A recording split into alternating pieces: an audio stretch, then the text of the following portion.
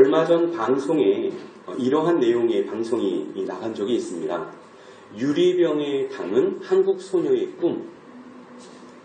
내용은 그렇습니다. 10살 미아리 쪽에 미아 초등학교를 다니는 10살 먹은 학생이 강릉에 가서 병에다가 개인의 어떤 소망을 적어가지고 병에 넣어서 떠내려 보냈다고 합니다. 그리고 직선거리로 한 600km가 떨어져 있는 일본에 이 병이 도달을 하게 되었고요. 그 병에 쓰여있는 그 아이의 소망의 기도 제목을 보고 일본 대륙이 뒤집어졌던 사건이었습니다. 한 아이가 현해탄의 무지개라는 이 방송에 소개가 되면서 우리나라에 이제 어디에 있는 학생인가, 바로 미아 초등학교 4학년 학생이라는 것이 확인이 되어졌고, 그리고 일본의 니혼카이 신문에 이러한 내용들이 이제 대서특필되면서 이제 언론에서 많은 방송들이 나가게 되었다고 하는데요. 저는 이 소식을 보면서 그런 생각을 해보았습니다. 지난주에도 우리가 함께 바로 전에 본문을 보면서 우리가 기도 제목에 대해서도 다시 한번 언급을 했던 기억이 있는데요. 우리가 가지고 있는 기도 제목, 혹 우리가 품고 끝나지는 않는지, 하나님 앞에 우리의 세세한 기도의 제목들을 하나님 앞에 기도문으로 올려드릴 수 있는 신앙의 결단이 있지 않다면 그것은 또한 어찌 보면은 우리가 주님 앞에 도전과 또한 믿음과 신앙으로 나아가지 못하는 모습일 수 있다는 것입니다. 오늘 본문의 제목을 이렇게 정해봤습니다. 버리는 권세, 얻는 권세. 내 안에 있는 것을 꽁꽁 가두어 놓는 것이 내 것이 되는 것이 아닙니다. 내 안에 있는 것을 기꺼이 드러내고 내어놓고 던질 수 있어요.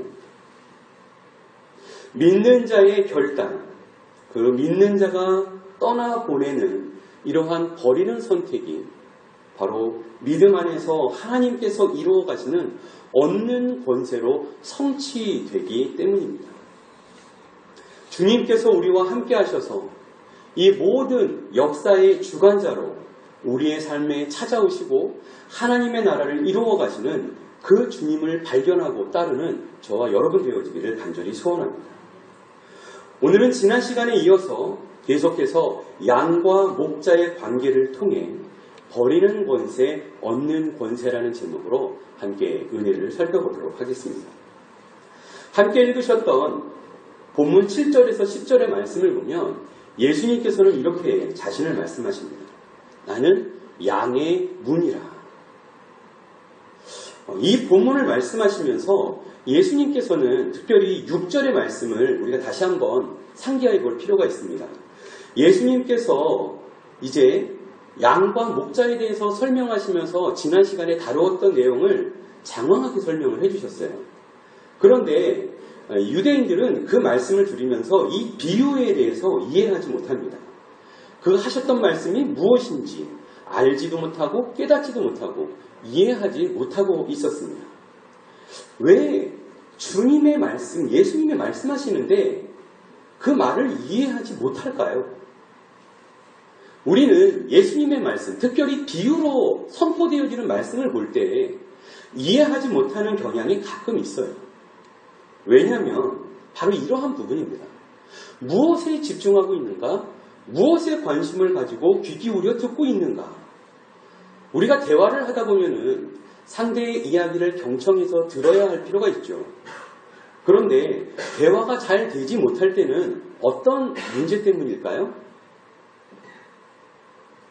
서로 무엇에 집중하고 있고 무엇에 관심을 두고 있고 함께 생각하고 있는지를 우리가 점검해 볼 필요가 있다는 것입니다. 예수님은 오늘 본문에서 이렇게 말씀하십니다. 생명을 얻게 하는 문이 되어야 한다. 생명을 얻는 문이 되어야 한다라고 말씀을 하고 있습니다. 7절에 보니 그들이 이해하지 못했고 알지도 못하는 것을 예수님은 보셨고 그래서 그들에게 너희들은 지금 무엇에 집중하고 있는 것인가? 예수님께서 다시 한번 지적하고 계시는 거예요. 그때 예수님은 자신을 들어서 밝히 이렇게 설명하시는 거죠. 예수님은 무엇이 되신다고요? 양이 지나다니는 문이 되어 주신다라고 예수님께서 말씀합니다.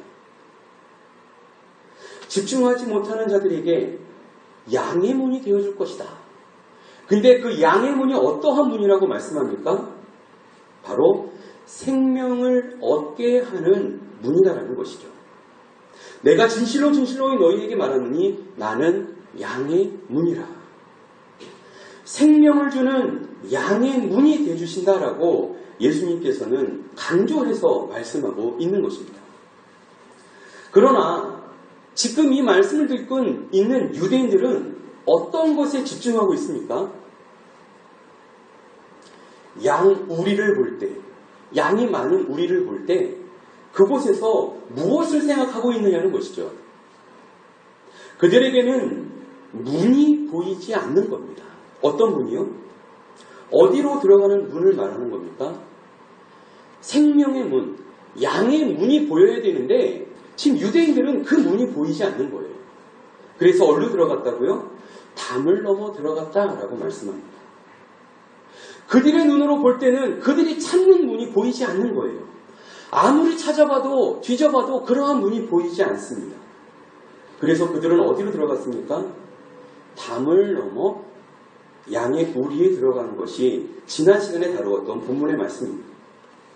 그들은 예수님보다 먼저 온 자들이었고, 그리고 그들은 양의 문을 찾은 것이 아니라 생명의 문을 찾은 것이 아니라 그들의 필요와 그들의 목적을 따라서 그 양 우리에 다가갔기 때문입니다. 왜요? 절도하기 위해서, 강도짓을 하기 위해서 그들이 그 양 우리에 찾아가게 되었고, 그들의 목적을 이루어갈 문, 생명의 문, 예수 그리스도의 문은 그들이 바라는 문이 아니었던 것이죠. 아니, 그들의 눈에는 그러한 문이 보이지 않았습니다. 예수님은 생명을 주는 양의 문이 되시는데 그 문을 통과하지 않고 들어간 자들은 사실 어떠한 자들입니까? 절도이고 강도였다라고 예수님은 말씀하셨죠. 왜냐하면 생명의 문을 찾는 자들이었다면, 양의 문을 그들이 찾았다면 그들이 기다렸을 것이에요. 이 문이 언제쯤 열릴 것인가? 이 양의 문이, 생명을 주는 이 문이 언제 우리에게 허락될 것인가? 분명히 찾고 있어야 되고 기다리고 있어야 했습니다. 그러나 그들은 목적이 달랐습니다. 양의 문이 되시는 예수님을 기다린 것이 아니라 그들의 개인의 사역을 위하여서 양우리에 들어갔기 때문입니다. 그래서 오늘 본문은 이렇게 말씀합니다. 그렇기 때문에 양들이 너희들의 말을 듣지 않고 그 말씀을 따르지 않는다라고 오늘 본문은 지적합니다. 왜 그렇습니까? 목적이 다르기 때문입니다. 그것을 양들도 알고 있다라고 오늘 본문은 말씀합니다. 10절을 보니 도둑이 들어오는 것은 도둑질을 하고 죽이고 멸망시키려는 것뿐이다 라고 오늘 본문은 아주 강력하게 말씀하십니다. 예수님께서는 자신의 이익을 챙기기 위해, 자신의 사역을 챙기기 위해서 양우리에 들어온 자들, 그들의 목적, 너희들에게 그러한 목적들이 있지 않았느냐라고 예수님은 말씀하시는 거죠. 이처럼 절도요, 강도를 따르는 양들이 있을까요? 여러분, 양 우리에서 정말 건강하게 자라고 행복하게 자라야 될 양들이 가득해야 하는데, 생각해 보십시오. 그 양들 중에도 절도를 하는 양이 있고, 그죠? 또 다른 양을 유혹해서 더 나쁜 일을 하려고 하는 양들도 있을 수 있다는 것이죠. 잘못된 그러한 목적을 가지고 담을 넘어 들어온 그러한 목자들, 그리고 그 목자를 따르는 양들이 또한 있는 것을 우리는 생각할 수가 있습니다. 하지만 생명을 소중히 여기는 양들은 어떻겠습니까? 바로 예수님의 음성을 듣고 예수님의 문을 통해서 오고 간다라고 말씀합니다. 9절의 말씀을 보니 예수님은 문이시니 예수님으로 말미암아 들어가는 자는 무엇을 얻는다고 말씀합니까? 구원을 얻게 된다고 말씀합니다. 예수님으로 말미암아 그 문을 들어가는 자는 구원을 받고 들어오고 나오면서 꼴을 얻게 된다라고 말씀합니다. 놀랍지 않습니까?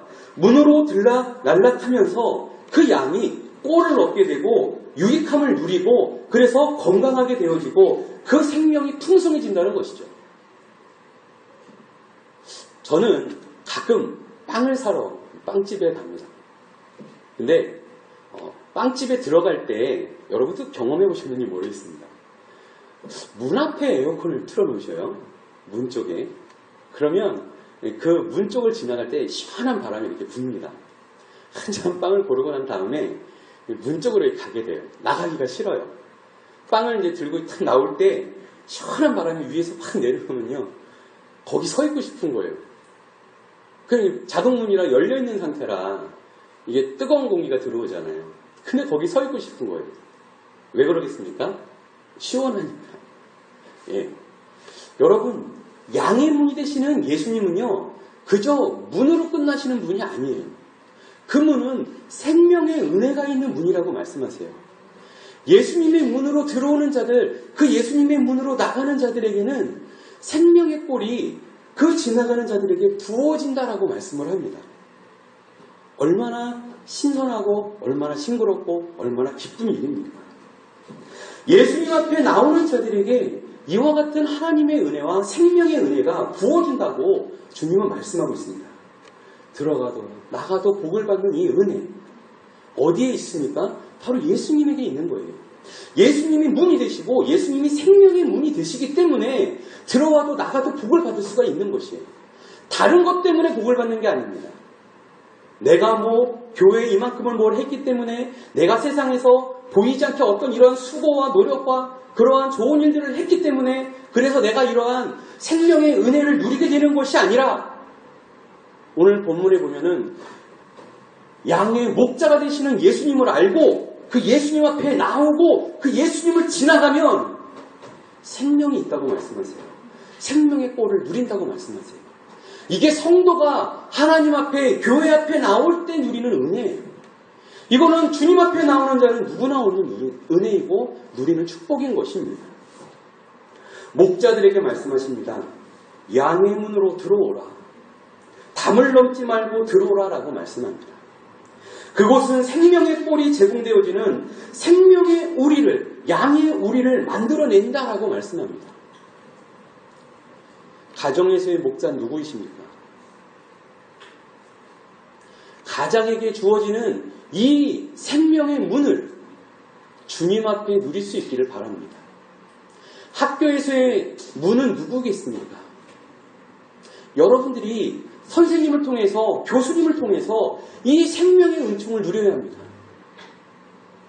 선생님은 그냥 선생님이고 나랑은 상관없고 안타까울 때가 있어요. 선생님을 보면서 막 원망과 불평과 막 불만만 가득 쌓여있는 친구가 공부를 한다고 생각해 보십시오. 공부가 되겠습니까?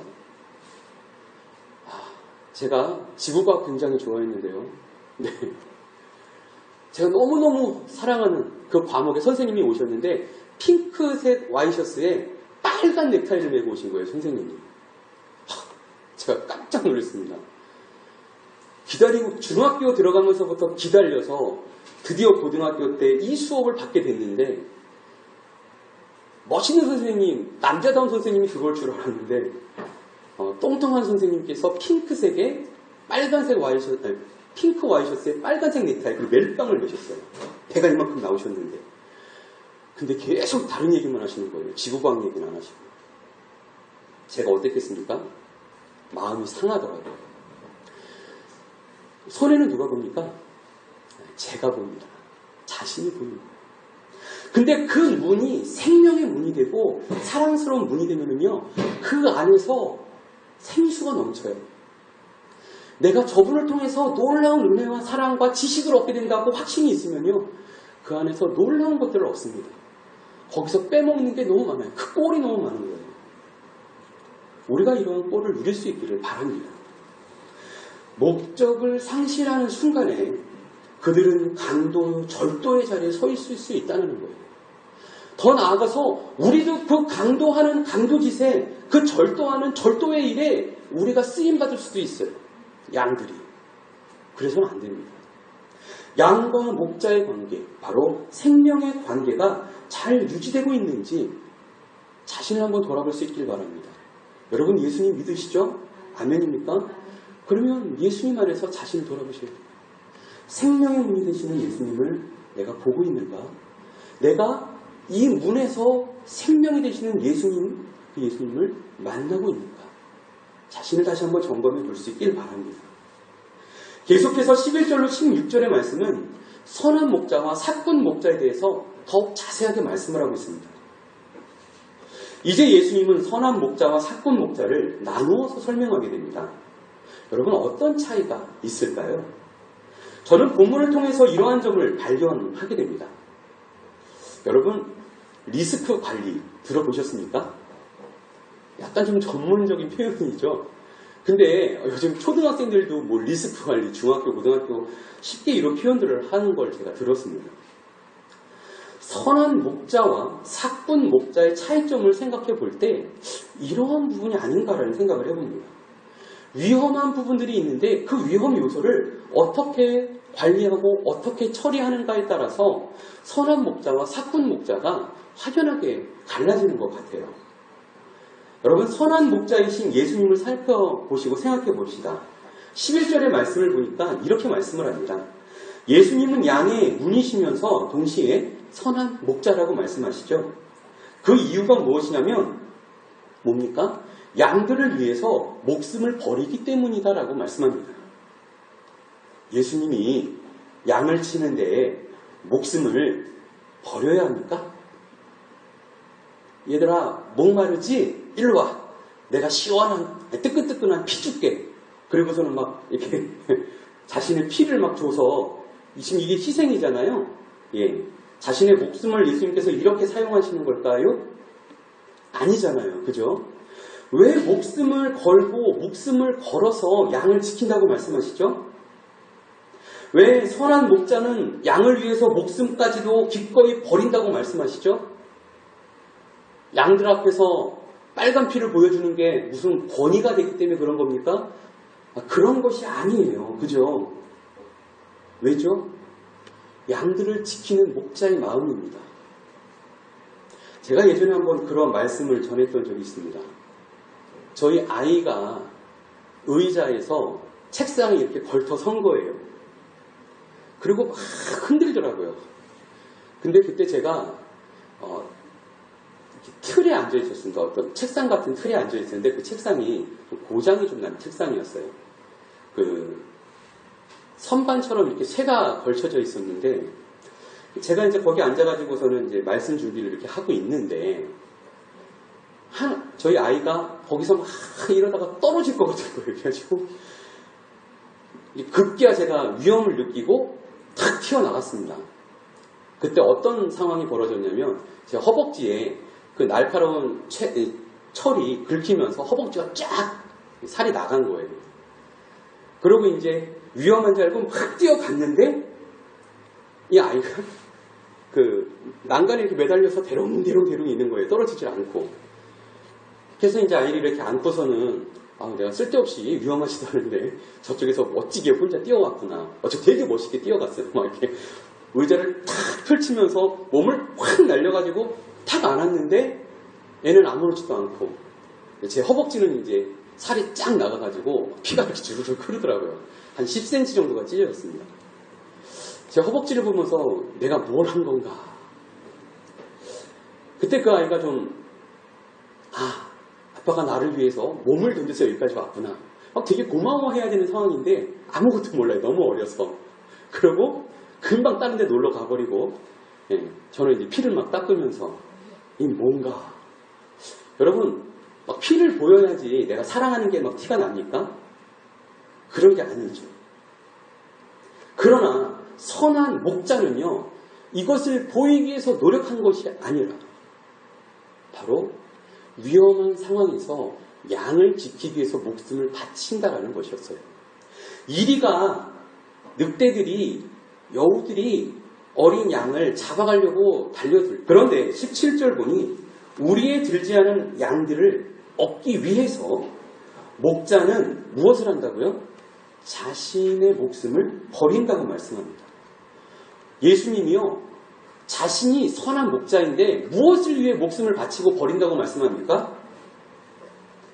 그 우리 안에 들어오지 못하는 양들을 위해서 자기의 목숨을 바치고 버린다. 이렇게 말씀을 하셨다는 말입니다. 그리고 이 모든 과정을 보시는 하나님 아버지께서 어떻게 해요? 아들을 보니 사랑스러운 거예요. 소중한 거예요. 기쁜 거예요. 그래서 아버지께서는 아들을 사랑하신다라고 말씀합니다. 왜일까요? 여러분 생각해 보십시오. 우리 안에 함께하지 못하는 양들은요. 그 밖에서 어둠이 왔을 때 다른 날짐승에게 잡혀먹기가 너무 쉬운 거죠. 외부의 위험 요소에 방치되어 있는 어린 양들, 그들을 건져내기 위해서는 희생까지도 각오해야 한다는 것이고 예수님은 기꺼이 그 희생을 치르시겠다고 말씀하는 겁니다. 가장 큰 희생까지도 불사하는 것이 바로 선한 목자의 모습이더라는 것이죠. 이 어려운 일을 누가 한다고 말씀합니까? 하나님의 아들 예수님께서 행하신다고 말씀합니다. 여러분, 그러면 아버지는 뭘 해주실까요? 아들, 네가 이 정도 할 수 있어? 그래, 한번 해봐. 내가 한번 볼게. 네가 진짜 목숨을 바쳐서 하나하나 한번 보자. 여러분, 이런 아버지가 있을까요? 죽을 때까지 지켜보고 있다가 죽는 것까지 보고서는 우리 아들 좀 하는데 이렇게 만족할 만한 아버지가 있을까요? 아니죠. 우리 하나님은 아들 되시는 예수님에게 어떠한 일을 해주셨을까요? 그냥 모르는 척 하셨을까요? 아니에요. 예수님은 이렇게 말씀하십니다. 아버지께서 당신에게, 예수님 자신에게 특별한 권세, 특권을 주셨다고 말씀하세요. 18절 봅시다. 예수님께서 받으신 것은 뭐예요? 계명이다라고 말씀합니다. 계명. 여러분, 계명이 뭐예요? 하나님의 명령이에요. 하나님이 당부하시는 거예요. 여러분, 십계명 알고 계십니까? 나 외에 다른 신을 내게 있게 하지 말라. 그죠? 쭉 가면서 살인하지 말라, 간음하지 말라, 해라, 하지 말라. 정확하게 탁탁 나눠지죠. 주님의 명령이 있죠. 하나님이 당부하시죠. 가르친다는 의미를 갖고 있는 게 계명입니다. 권위 있는 말씀, 그 명령을 따를 때, 자, 하나님께서 계명을 따르는 사람에게 어떻게 해주신다 그랬어요? 계명 따랐으니까 됐어? 그래? 그러면 계명 따르고 잘 살아? 이게 아니잖아요. 계명을 지키고 따르는 사람에게는요, 하나님의 택함 받은 백성으로서의 축복이 함께 하시는 거죠. 특별한 권한이 있습니다. 명령을 주고 위임하는 말씀이 되는 것입니다. 즉, 계명을 받았다는 것은 특별한 권세를 함께 받았다는 것이고요. 그 권세가 무엇입니까? 바로 버릴 수 있는 권세, 그리고 다시 얻을 권세를 얻었다라고 말씀하는 겁니다. 우리가 서두에도 말씀드렸듯이요. 여러분, 기도가 여러분들 마음속에 있습니까? 그러면 기도를 마음에 품고 끝내지 마십시오. 기도를 던져야 돼요. 기도를 버리셔야 돼요. 굳이 표현한다면 나의 기도, 나의 소망이 있으니까 그거를 던지셔야 돼요. 누구한테? 예수님께, 하나님께. 제가 지난주에 말씀드렸죠. 기도 제목, 지지난주 말씀드렸군요. 기도 제목 써서 내라고 그랬죠. 작은 헌금을 하시더라도 500원, 1000원을 하시더라도 기도 제목을 써서 올리라고 했어요. 내가 그 기도 제목을 주님께 올리면 내 기도 제목이 이제 누구의 기도가 되는 거예요? 하나님의 응답이 되어져야 되는 순서가 되는 거예요. 그것을 던질 때 그것으로 끝이 아니에요. 끝이 아니라 다시 무엇을 받는다고 그랬어요? 얻을 권세도 주셨다라고 말씀합니다. 얻을 권세. 던지고 끝이 아니에요. 다시 받는 권세를 주신다고 말씀합니다. 이게 믿음의 코드고 이게 비밀이에요. 내가 갖고 있을 때는 내 겁니다. 근데 주님께 그 기도 제목을 놓으면요, 주님께서 그 기도 제목을 받아서 그 기도 제목에 응답을 주십니다. 저는 이거를, 여러분 수학의 fx 아시죠? 저만 하나요? 반응이 없으십니다. 여러분 함수 했잖아요, 그죠? 예. 아직 초등학생은 아직 함수 안 배웠습니다. fx 함수입니다. 함수 어려운 거 아닙니다. 예, fx라는 함수값에 수가 들어가면 어떻게 됩니까? 결과값은 fx에 따라서 결과값이 계속 반복적으로 그죠? 그 공식 안에서 나옵니다. 하나님께 예수님께 우리가 드리면은요 예수 그리스도 안에서 결과값이 나와요. 근데 결과값은 처음 값하고 달라요. 그죠? 분명히 집어넣은 건 그 놈이야. 근데 나온 놈은 바뀌는 게 나와요. 기도의 응답이에요. 집어넣는데 그냥 보내지고 끝나는 게 아닙니다. 이게 세상이에요. 투자했는데 끝나버릴 수도 있습니다. 그러나 하나님은 그 방법이 아닙니다. 집어넣는데 하나님께서 fx 가운데 하나님의 방법으로 새로운 것들을 만들어 내시더라는 거죠. 주님께서는 이걸 뭐라고 말씀하시냐면요. 계명으로 받았다라고 말씀합니다. 이 권세를 하나님의 아버지의 계명으로 받았다고 말씀하고 있어요. 그죠? 예수님은 이러한 특권을 가지고 계명을 따라서 스스로 버린다라고 말씀합니다. 다른 사람이 내 것을 뺏어가고 예수님을 죽이는 다른 사람들이 나의 것을 아니잖아요. 그죠? 왜 목숨을 걸고 목숨을 걸어서 양을 지킨다고 말씀하시죠?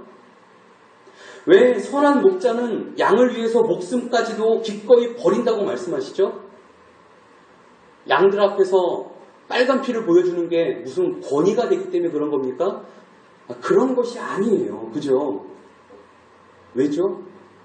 양들을 지키는 목자의 마음입니다. 제가 예전에 한번 그런 말씀을 전했던 적이 있습니다. 저희 아이가 의자에서 책상에 이렇게 걸터 선 거예요. 그리고 막 흔들더라고요. 근데 그때 제가 틀에 앉아 있었습니다. 어떤 책상 같은 틀에 앉아 있었는데 그 책상이 고장이 좀 난 책상이었어요. 그 선반처럼 이렇게 새가 걸쳐져 있었는데 제가 이제 거기 앉아가지고서는 이제 말씀 준비를 이렇게 하고 있는데 저희 아이가 거기서 막 이러다가 떨어질 것 같은 거예요. 그래가지고 급기야 제가 위험을 느끼고 탁 튀어나갔습니다. 그때 어떤 상황이 벌어졌냐면 제 허벅지에 그 날카로운 철이 긁히면서 허벅지가 쫙 살이 나간 거예요. 그러고 이제 위험한 줄 알고 막 뛰어갔는데 이 아이가 그 난간에 이렇게 매달려서 대롱대롱 있는 거예요. 떨어지질 않고. 그래서 이제 아이를 이렇게 안고서는 내가 쓸데없이 위험하시다는데 저쪽에서 멋지게 혼자 뛰어왔구나. 저 되게 멋있게 뛰어갔어요. 막 이렇게 의자를 탁 펼치면서 몸을 확 날려가지고 탁 안았는데 애는 아무렇지도 않고 제 허벅지는 이제 살이 쫙 나가가지고 피가 이렇게 주르륵 흐르더라고요. 한 10cm 정도가 찢어졌습니다. 제 허벅지를 보면서 내가 뭘 한 건가. 그때 그 아이가 좀 아빠가 나를 위해서 몸을 던져서 여기까지 왔구나. 막 되게 고마워해야 되는 상황인데 아무것도 몰라요. 너무 어려서. 그러고 금방 다른 데 놀러 가버리고 저는 이제 피를 막 닦으면서 이 뭔가 여러분 막 피를 보여야지 내가 사랑하는 게 막 티가 납니까? 그런 게 아니죠. 그러나 선한 목자는요 이것을 보이기 위해서 노력한 것이 아니라 바로 위험한 상황에서 양을 지키기 위해서 목숨을 바친다라는 것이었어요. 이리가 늑대들이 여우들이 어린 양을 잡아가려고 달려들 때 이 목자는 외부의 위험과 공격으로부터 양을 지킨다는 것이죠. 어디까지요? 목숨이 끊어질 때까지도 양을 지켜줄 수 있다는 것입니다. 그런데 12절에 보면 또 하나의 목자가 등장합니다. 바로 사꾼 목자입니다. 양도 자기 양이 아니고 그렇죠. 그래서 이러한 위험 요소들도 더 자주 발생할 수밖에 없다는 것이에요. 사꾼 목자는 이리가 오면요 이렇게 아마 해결하지 않을까 싶습니다. 양 몇 마리를 던져서 보내고 그거 먹고 배불러서 가라. 혹은 사꾼 목자가 이리가 달려들면 모든 양을 포기하고 도망을 갈 수밖에 없는 게 사꾼 목자라는 것이죠. 양을 지키고 양을 보호해야 하는데 그죠? 양을 끌어가고 양을 해치는 게 사꾼 목자라고 말씀합니다. 다시 한번 말씀을 드립니다. 사꾼 목자와 참된 목자의 차이는 뭡니까? 양에게 일어나는 일이 다르다는 것이에요. 목자는 위험에서 양을 보호하고 좋은 곳으로 양을 이끌고 생명을 지키기 위해 양우리를 만듭니다. 그러나 사꾼 목자는 어떻습니까? 자신의 이익과 유익을 위해서 양을 지키고 양을 모읍니다. 그리고 위험이 닥쳤을 때는 자신의 목숨을 지키기 위해서 양우리를 사용합니다. 이게 선한 목자와 사꾼 목자의 차이인 거죠. 그죠? 그래서 목자는 이러한 일에 신경을 곤두세워야 하는 것이에요. 양들이 어떻게 얼마나 안전한 것인가에 신경을 써야 하고, 그리고 안전을 위해서, 생명을 위해서 최선의 노력을 감당하는 것입니다. 위험 요소를 제거하고 날짐승들이 달려오지 않도록 그런 것들을 위험을 방치해 두지 않고 그것을 보수하고, 양들 중에 잘못된 행동, 그죠? 어떤 놈은 땅을 파헤쳐가지고 밖으로 기어나가려는 놈이 있을 거고, 또 어떤 놈은 약한 그런 우리를 부러뜨려가지고 거기를 뛰쳐나가려는 그런 녀석들도 있을 것이에요. 이러한 부분들을 보수하고 관리하고 다스리면서 또 다른 양을, 순진한 양 꼬셔가지고 데리고 나가려는 이러한 양을 호되게 혼을 내서라도 그 자리에서 안전하게, 밤에는 위험하죠. 짐승들이 잡아먹으니까. 그래서 안전하게 보호하려고 노력하는 것이, 조치를 취하는 것이 바로 선한 목자라는 것입니다. 선한 목자와 사꾼 목자, 여러분 어떤 목자가 여러분들에게 유익한 목자이고 필요한 목자입니까? 이처럼 위험에 처해지면 그 속내가 드러납니다. 생명의 문을 넘는 자인지 담을 넘는 자인지 양우리를 통해서 양들을 보고 돌보고 지키는 선한 목자의 사역을 위해, 그 예수님의 사역을 위해서 우리가 함께 힘쓰고 노력하고 애써야 할 줄을 믿습니다. 주님께서는 저와 여러분들을 또한 부르고 계세요. 함께 이 일에 동참하기를 바라고 원하신다는 사실입니다. 부족한 저와 여러분이라 할지라도 주님과 함께 이 목자의 역할을, 그리고 생명의 문을 함께 지키는 저와 여러분 되기를 바랍니다. 16절로 18절 말씀입니다. 예수님께서는 더 큰 비밀스러운 이야기를 한 말씀 하십니다. 그러나 그들은 목적이 달랐습니다. 양의 문이 되시는 예수님을 기다린 것이 아니라 그들의 개인의 사역을 위하여서 양우리에 들어갔기 때문입니다. 그래서 오늘 본문은 이렇게 말씀합니다. 그렇기 때문에 양들이 너희들의 말을 듣지 않고 그 말씀을 따르지 않는다 라고 오늘 본문은 지적합니다. 왜 그렇습니까? 목적이 다르기 때문입니다. 그것을 양들도 알고 있다라고 오늘 본문은 말씀합니다. 10절을 보니 도둑이 들어오는 것은 도둑질을 하고 죽이고 멸망시키려는 것뿐이다 라고 오늘 본문은 아주 강력하게 말씀하십니다. 예수님께서는 자신의 이익을 챙기기 위해, 자신의 사역을 챙기기 위해서 양우리에 들어온 자들, 그들의 목적, 너희들에게 그러한 목적들이 있지 않았느냐라고 예수님은 말씀하시는 거죠. 이처럼 절도요, 강도를 따르는 양들이 있을까요? 여러분, 양우리에서 정말 건강하게 자라고 행복하게 자라야 될 양들이 가득해야 하는데, 생각해 보십시오. 그 양들 중에도 절도를 하는 양이 있고, 그죠? 또 다른 양을 유혹해서 더 나쁜 일을 하려고 하는 양들도 있을 수 있다는 것이죠. 잘못된 그러한 목적을 가지고 담을 넘어 들어온 그러한 목자들, 그리고 그 목자를 따르는 양들이 또한 있는 것을 우리는 생각할 수가 있습니다. 하지만 생명을 소중히 여기는 양들은 어떻겠습니까? 바로 예수님의 음성을 듣고 예수님의 문을 통해서 오고 간다라고 말씀합니다. 9절의 말씀을 보니 예수님은 문이시니 예수님으로 말미암아 들어가는 자는 무엇을 얻는다고 말씀합니까? 구원을 얻게 된다고 말씀합니다. 예수님으로 말미암아 그 문을 들어가는 자는 구원을 받고 들어오고 나오면서 꼴을 얻게 된다라고 말씀합니다. 놀랍지 않습니까? 문으로 날락하면서 그 양이 꼴을 얻게 되고 유익함을 누리고 그래서 건강하게 되어지고 그 생명이 풍성해진다는 것이죠. 저는 가끔 빵을 사러 빵집에 갑니다.